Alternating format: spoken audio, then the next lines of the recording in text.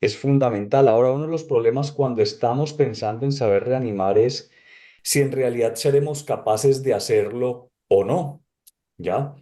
Y hay un eslogan que publicó hace muchísimos años la Asociación Americana del Corazón que decía, para saber reanimar solamente se necesita tener manos. Y entonces la idea de esta siguiente charla es que veamos cómo nuestras manos pueden llegar a salvar unas vidas. Les repito, mi nombre es Juan Carlos Díaz, soy cardiólogo electrofisiólogo de la ciudad de Medellín. Actualmente trabajo en Pulsos IPS y la idea es que veamos cómo esto es de sencillo. Ya Cristian nos estuvo mostrando muchos videos en los cuales se ve a alguien colapsar. Este se va a repetir, pero quiero que vean esta persona, es un hombre joven. Uno dice, las personas jóvenes no se mueren y eso nos repiten muchas veces los pacientes y los familiares, no, alguien tan joven como se va a morir. Y eso es lo dramático de toda esta situación, que muchas veces la persona que hace muerte súbita es una persona sin ningún antecedente, que está en un momento temprano de la vida que nadie se lo espera y por eso es tan impactante para todos los que están alrededor. Y miren que casi nadie se atreve a tocar a estas personas. La reacción de todo el mundo es no lo toquen, no lo toquen. Y ahorita les voy a mostrar el impacto que tiene ese no lo toquen.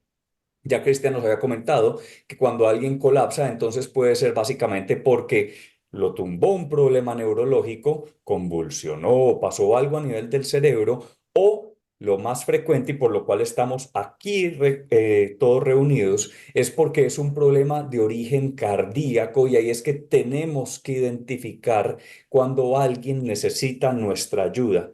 Muchas veces nos preguntan esto, ¿y lo de la muerte súbita se puede prevenir? La respuesta es no, por eso se llama muerte súbita, porque no la esperamos. Es una muerte que sucede muy rápidamente sin una condición que nosotros, incluso como médicos, podamos identificar y decir, tienes posibilidad de morirte en la siguiente hora. Es decir, en la muerte súbita, en menos de una hora la persona ya está muerta. Es decir, desde el inicio de los síntomas hasta el momento en que fallece, pasa menos de una hora.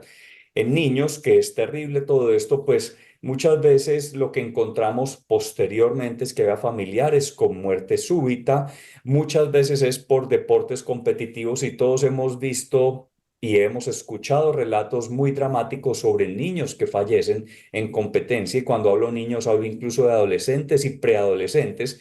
Y en los adultos, pues la causa más común es que tienen factores de riesgo cardiovascular. En la última charla de la jornada de hoy, la doctora María del Pilar nos va a estar hablando sobre cómo disminuir ese riesgo cardiovascular para que en los adultos disminuyamos nuestro riesgo de muerte súbita. Y todos sabemos que en las maratones, en los deportes de alta competitividad, pues vamos a tener riesgo de muerte súbita porque estamos esforzando nuestro corazón. ¿Qué síntomas nos deben alertar entonces? Ya nos habían hablado sobre el síncope, muchas veces le decimos desmayo, pero vamos a estar usando el término desmayo para cuando la persona pierde por completo el conocimiento, sensación de ahogo que le decimos disnea, taquicardias que precedan los episodios de desmayos o que estemos en reposo y empecemos a tener taquicardias sostenidas o que estemos haciendo dolor en el pecho con la actividad física. Y vamos a volver a este escenario en el cual vemos que una persona colapsa frente a nosotros. ¿Qué no tenemos que hacer? Y ya se los dijo la doctora Alejandra. Primero es no entrar en pánico. Cuando la gente empieza a gritar, a alarmarse y a hacer escándalo, inmediatamente todo se complica, ¿ya? Y no vamos a poder pensar con tranquilidad. Lo segundo es no huir. Muchas personas dicen, ay, no, esto no es conmigo y salen huyendo. Y algo que se ha vuelto la norma en la actualidad con las redes sociales es que las personas en vez de ayudar empiezan a filmar y empiezan a filmar a la persona colapsada. Sabemos la importancia de tener videos, sabemos la importancia de dejar reportes escritos y todo esto, pero es muy importante que antes de ponernos a filmar a alguien que está en una situación de vida o en este caso de muerte, pues que nos pongamos más bien a buscar la manera de ayudar. Una vez entonces hemos decidido ayudar y la idea es que todos decidan ayudar, lo primero que tenemos que hacer es evaluar la escena.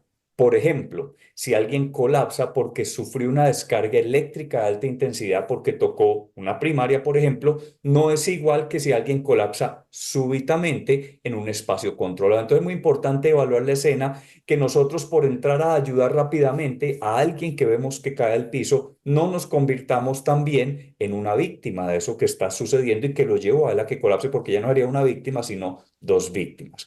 Si la escena está segura, pues vamos a entrar a actuar. Si la escena no es segura, busquemos la manera de volverla segura. Por ejemplo, si alguien colapsó en la mitad de una calle, debemos tratar de buscar la manera de detener el tráfico, sacar a esa persona de allí y ahí sí iniciar la atención y no empezar la atención y las maniobras de ayuda cuando estamos simplemente en la mitad de la calle.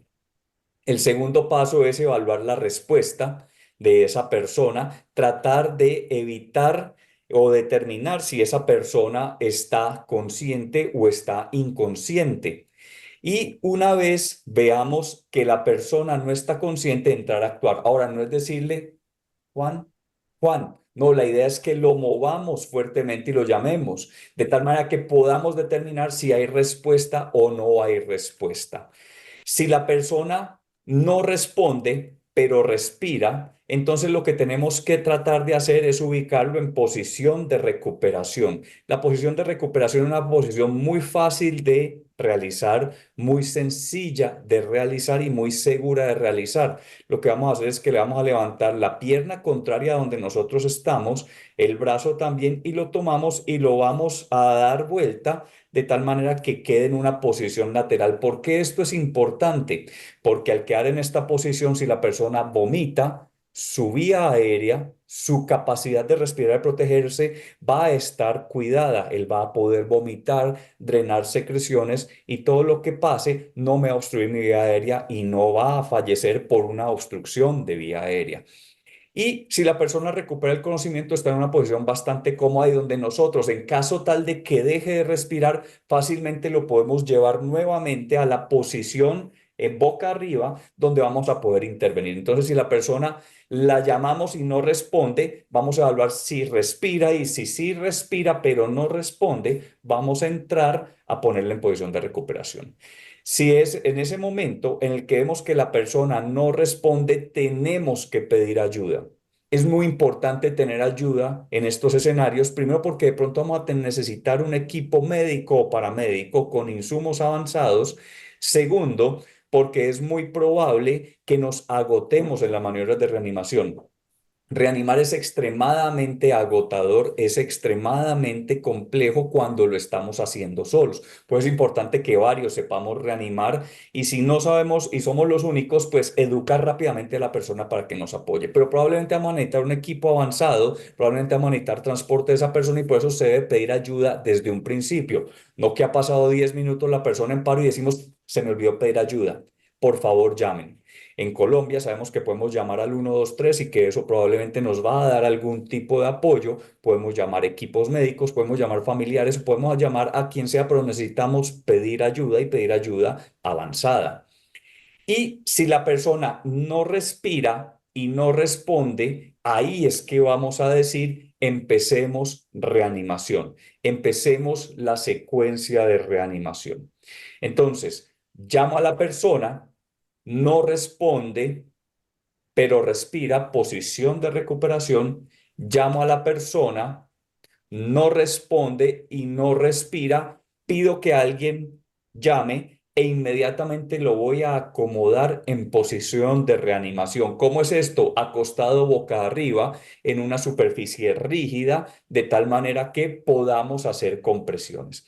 Y lo primero que van a hacer, si tienen algún familiar o alguien al lado, entonces lo que van a hacer es que le van a pedir que por favor les deje tocarle la reja costal. Lo pueden hacer en este momento con su familiar o algún conocido que tengan al lado y vamos a tocar la reja costal como ven en el video. Nos vamos a seguir las costillas, vamos a ir hasta la parte más alta.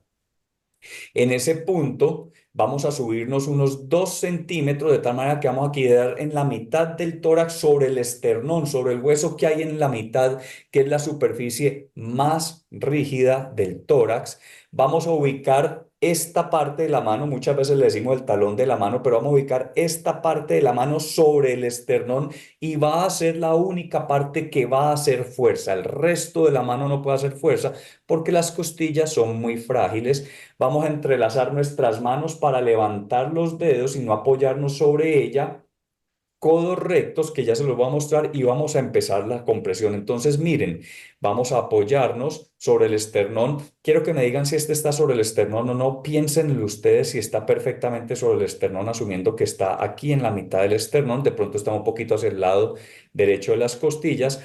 Pero vamos a ubicar las manos sobre esta parte. Miren que son así las manos, no es así, así para que apoyen sobre el esternón, y vamos a poner nuestros codos rectos y los hombros sobre ese esternón. Nos vamos a arrodillar a la altura de los hombros porque esta posición va a aumentar la eficacia de las compresiones, pero además de eso va a disminuir nuestro cansancio. El cansancio es nuestro enemigo porque no va a permitir reanimar fácilmente. Y vamos a empezar a hacer compresiones y ventilaciones si lo podemos hacer. Para hacer ventilaciones, la técnica es muy sencilla. Yo sé que muchos estarán pensando, ay, yo no quiero hacer ventilaciones a un desconocido, a alguien que está salivando mucho, a alguien que vomitó. Ya les digo cuál es la solución. Pero entonces, si vamos a hacer ventilaciones, y esto es muy importante si alguien se ha ahogado, vamos a tomarle la barbilla, la vamos a elevar delicadamente, no pasarlo hasta atrás, delicadamente levantamos. Vamos a tapar con la otra mano la nariz, como ven en el video, y vamos a dar dos ventilaciones pausadas, como respiramos normalmente. Yo tomo aire y voy a dar dos ventilaciones. Vuelvo y tomo aire y vuelvo y doy otras dos ventilaciones. Es muy sencillo dar ventilaciones. La idea es que hagamos compresiones a una velocidad de 100 a 120 latidos por minuto. No sé si vayan a alcanzar a escuchar esto, pero hay varias canciones que nos ayudan a seguir el ritmo. La mejor para esto, por el título Stayin' Alive de The Bee Gees, si quieren la buscan ahorita en YouTube si no se alcanza a escuchar en este momento, pero básicamente está diciendo mantenernos con vida. Y ese ritmo va a 103 latidos por minuto. Entonces, si ustedes empiezan a seguir el ritmo de la canción, van a empezar a decir, listo, entonces vamos a hacer la reanimación al ritmo que es. No me gustan los Bee Gees, me gusta Star Wars. La marcha de Star Wars también tiene eso. No me gusta eso, me gusta Black Eyed Peas. También hay canciones de Black Eyed Peas para esto. Si ustedes buscan canciones para RCP, van a encontrar una gran cantidad de canciones en Internet que ayudan para seguir ese ritmo. Y ese ritmo es muy importante porque muy lento no doy buen soporte y demasiado rápido tampoco. Entonces es muy importante llevar este ritmo perfectamente. Las compresiones las voy a hacer comprimiendo un tercio del tórax. Recuerden que el tórax de cada persona cambia en rigidez. Hay gente que tiene un tórax con unas costillas muy fuertes, hay otras personas que tienen unas costillas muy débiles. Entonces empiecen primero evaluando, van comprimiendo y van aumentando progresivamente la profundidad hasta alcanzar un tercio del tórax. Porque si yo a una viejita de 80 años le doy compresión de una sola, le quiero las costillas y hago mucho daño. Y la idea es que vamos a hacer una secuencia de 30 compresiones por dos respiraciones. ¿Qué significa esto? Que empiezo a dar compresiones, voy contando en mi mente 30, no voy a contar oralmente, no voy a decirlo en voz alta porque me ahogo fácilmente, voy a dar 30 compresiones y cuando complete las 30 voy a dar dos ventilaciones y cada 2 minutos evalúo si la persona tuvo respuesta o no toda respuesta. Ahora, ¿qué pasa si yo no quiero dar respiración? Me encuentro a alguien, es un desconocido en la mitad de la calle y digo, yo no quiero dar reanimación boca a boca, por ende no va a reanimar. No, puedo simplemente hacer compresiones y eso es muy bueno. Es mucho mejor dar compresiones solamente que dejar a la persona quieta porque le estamos condenando a que se muera. Entonces, si yo no quiero dar respiración boca a boca, ya no hago 30 por 2, 30 compresiones por 2 ventilaciones, sino que va a dar compresiones ininterrumpidas por 2 minutos, al ritmo que ya decíamos, comprimiendo un tercio del tórax y cada 2 minutos me evalúo si la persona responde o no responde.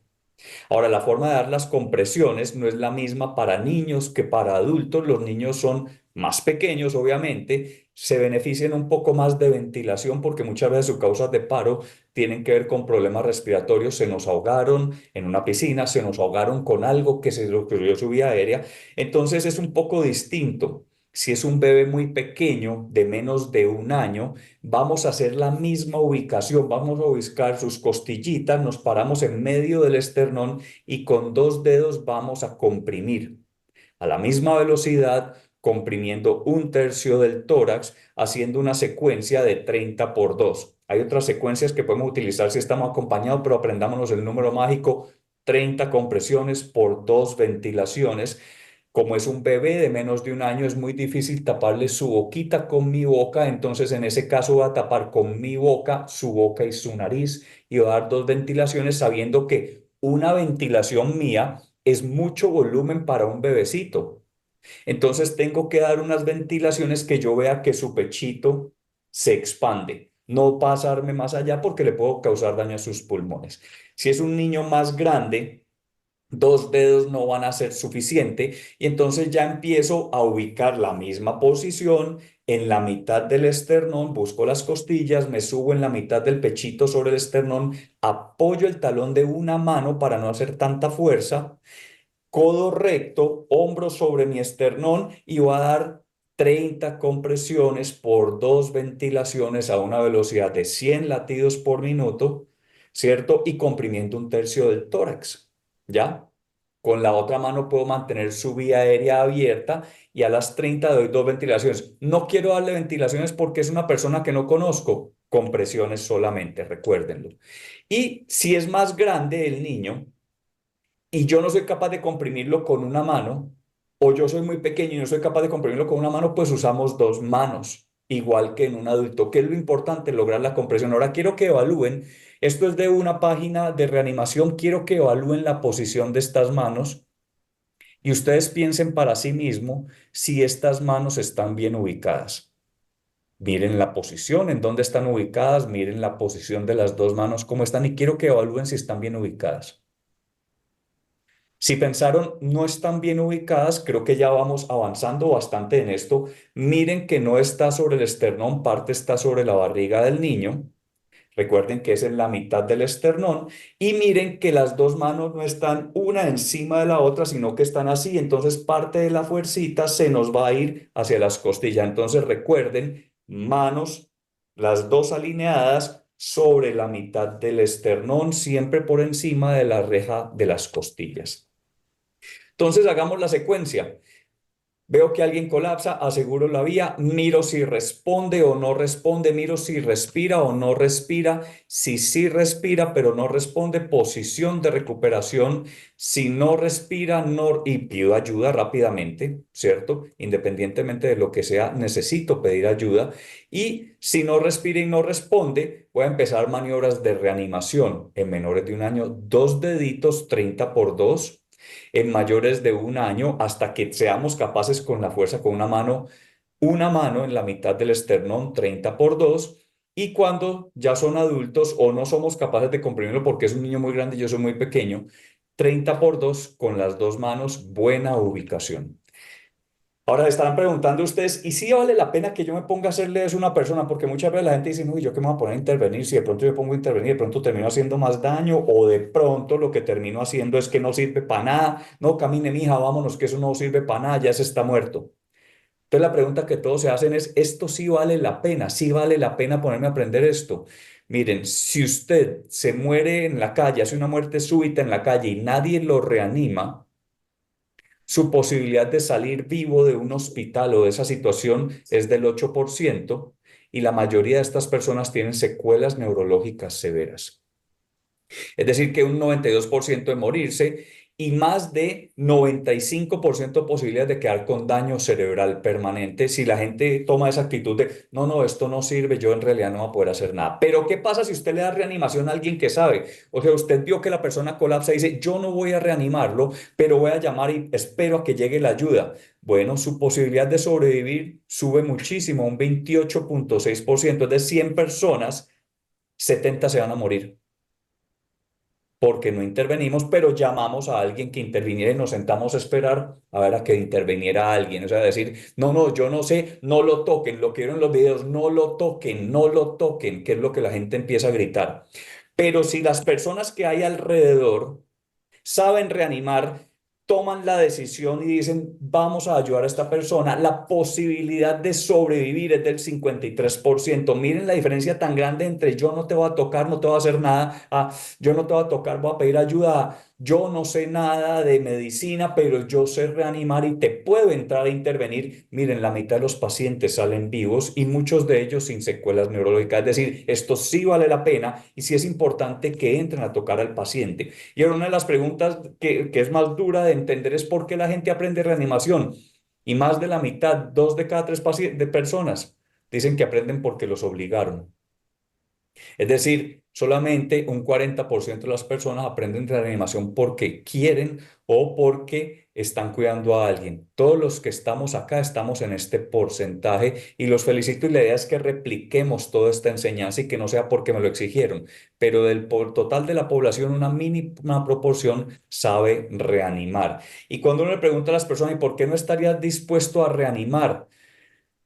Cuando son hombres y tienen que reanimar mujeres, una de las grandes temores que se tienen es porque de pronto haya una connotación sexual de tal manera que una mujer que entre en paro tiene 14% menos probabilidades de que reciba reanimación de un hombre. Los hombres sí reciben reanimación, las mujeres no, porque los hombres muchas veces temen a que de pronto haya una connotación sexual. Los invito a que en una situación de urgencia nos olvidemos del género, del sexo biológico o como le quieran decir de la persona. Eso simplemente es una persona, es un ser humano.